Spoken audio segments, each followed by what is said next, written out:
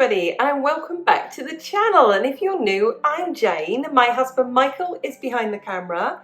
We're British, early retirees, debt and mortgage free, and living a thrifty, frugal and money-saving life on a super tight budget here in Brittany in northwest France. And every Friday we open our kitchen and we cook something for you.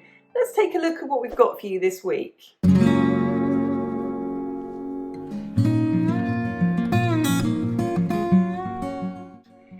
If you've watched any of our previous budgeting videos or any of our previous food haul videos, you'll know that in spite of inflation, we have not put up our food budget. We are doing things differently though, and I'm going to show you today how we make our version of a cottage pie and how we stretch it in all directions and how we actually make just over half a kilo of beef, which is about a pound of beef, feed 8 people. Let's take a look at the video.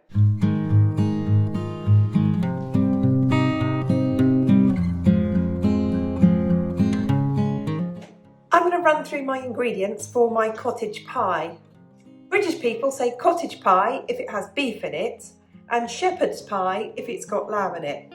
So I've got here just over half a kilo of beef, and you can see I've paid €8 for that. So I need to stretch this as far as it can go. There's a secret if you want to make meat meatier. Make meat meatier, make a bit of meat go further. Add some bacon. And I've got 100 grams of lardons there. That would literally be a couple of slices of bacon. Smoked, fatty bacon.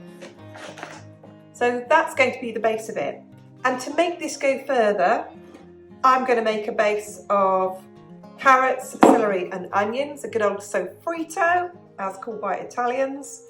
And I'll chop that and saute that with it. You can see I'm really stretching it here. And to make it go even further, I'm going to add 2 tins of lentils. I'll drain these and that comes to the same weight then as the cooked meat.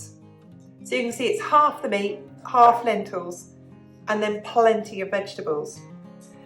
When my children were young, and my youngest child is now 30, so that's a long time ago, I used to stretch out things like cottage pie by adding in a tin of beans. So that's something I won't be adding today, but it's a suggestion, you can add that. But you could add any cooked beans, any lentils, more vegetables, just to make it go even further. I'm going to wash and peel my vegetables and do plenty of mash with them. And I'll add some kind of, you'll see the meat's going to have some kind of a gravy to it. It'll be quite like loose and saucy at the bottom really. But my mashed potatoes are going to have a good spoon of creme fraiche. It's cheap here, really cheap, but you could use milk. And it's going to have a lovely, well, the requisite amount of butter, salt and pepper. And mashed potatoes are always better with pepper in it. So those are my ingredients.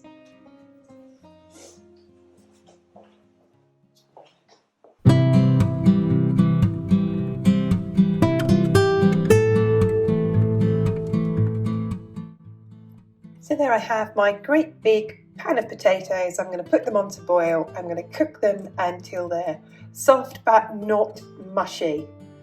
Really, people think they need to have potatoes, so it's almost like it's like a puree, and that really doesn't go very well on a cottage pie, in my opinion, and to my taste. So I don't overcook them, so it's quite hard on the old arms mashing them, but I shall mash them and I shall cook them and get on with the rest of it.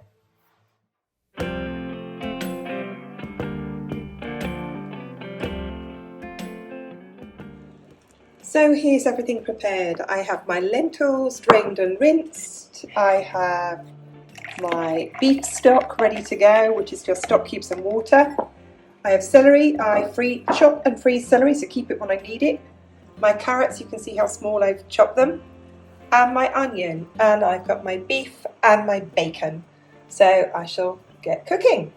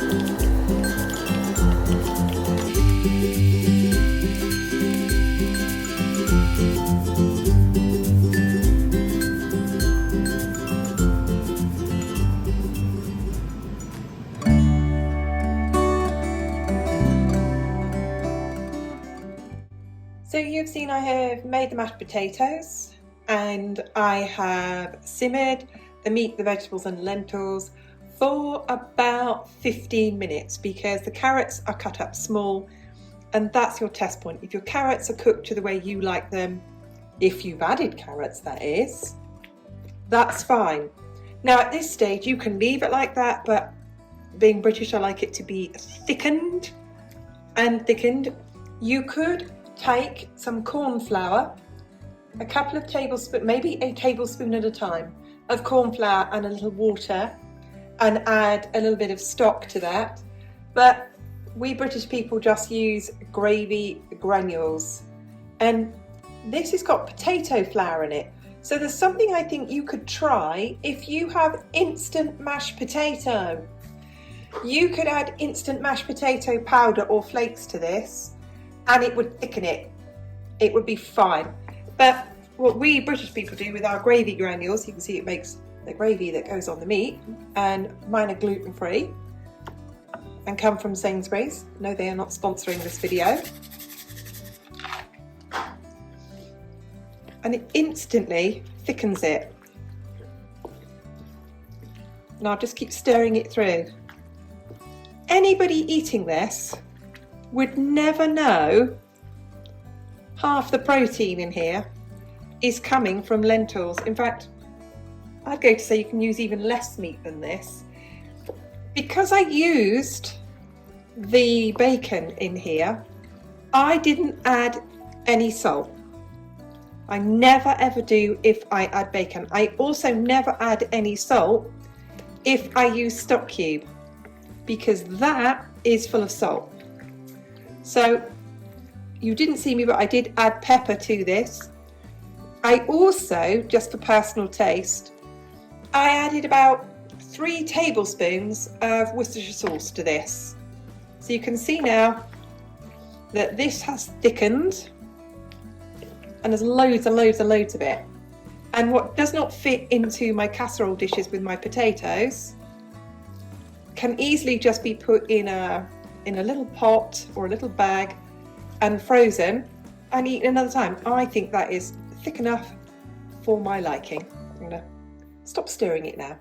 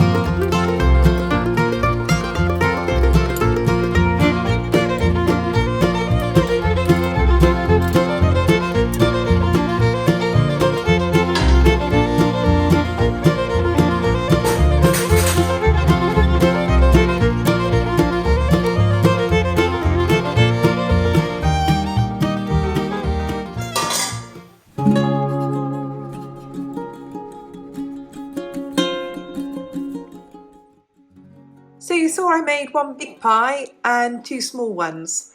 So there's actually 8 very, very hearty portions there.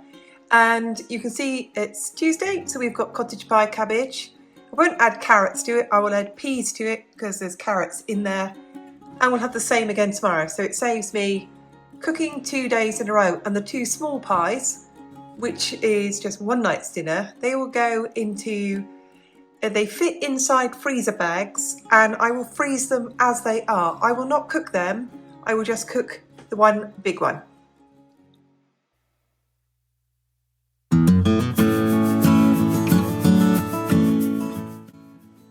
We are going to have lightly cooked Savoy cabbage with our dinner. And if you're interested, I'll tell you about how I prepare it. So on the outer leaves, the stalks are really tough.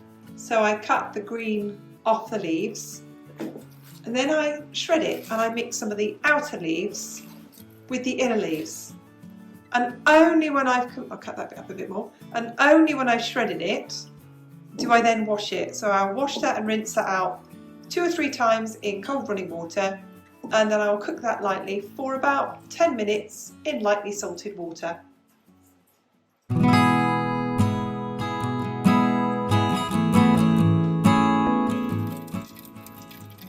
So I'm cooking my cottage pie in my mini oven, and so I do not burn myself, I will open it with my oven glove. And you kind of know when cottage pie is ready because it starts to bubble over and it gets sort of browned and crispy on top. And because it's pretty much cooked, the potato is cooked, the filling is cooked, you really just want to brown it, and by the time your vegetables, whichever ones you've got, are cooked, it's ready.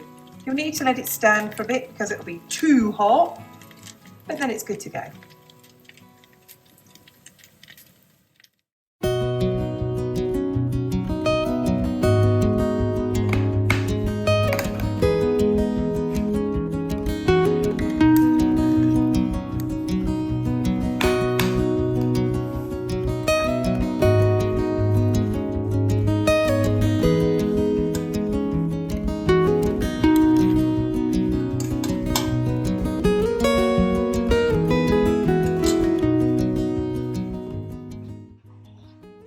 So there it is. It really stretches it a long way. So we've got enough for our dinner tomorrow. We've got tons for our dinner tonight. There we go. There's Savoy cabbage. It really is so easy to make. And it stretches. It's basically what you saw me cook was a pound of beef to make it stretch to feed 8 people.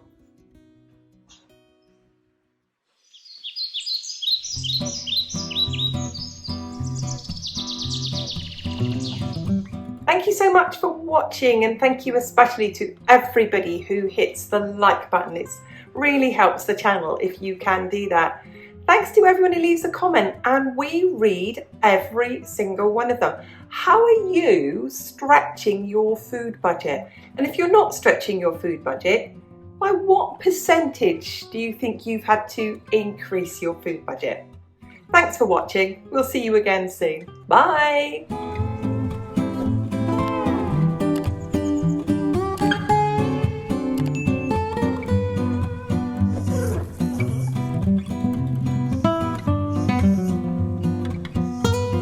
Ah!